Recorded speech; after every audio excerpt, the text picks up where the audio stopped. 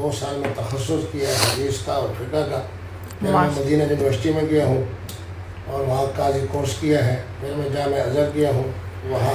मुफ्ती साहब वो कहते हैं कि जो वो था क्या कहते हैं इब्लीस था, उसके पास दुनिया में सबसे मतलब पूरी दुनिया कायनात में सबसे ज़्यादा नॉलेज था ना उसके पास।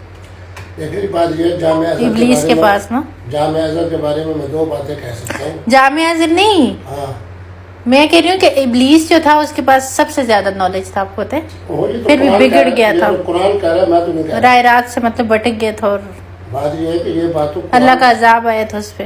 बात सुनिए, ये तो कुरान कह रहा है ना, मैं तो नहीं कह रहा। इब्लीस ना बनो, शैतान मत बनो, मुनाफिक मत बनो, इस्लाम का मजाक मत उड़ाओ।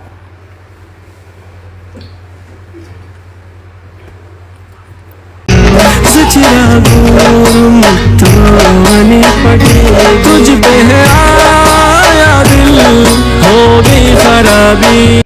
मुफ्ती साहब ने क्या कमाल का डांस किया था, माशाल्लाह। मुफ्ती साहब आप बहुत अच्छे डांसर इतना जबरदस्त शायरी के साथ, और माशाल्लाह क्या आपके डुमके, बेबी तेरे डुमके, कान के झुमके।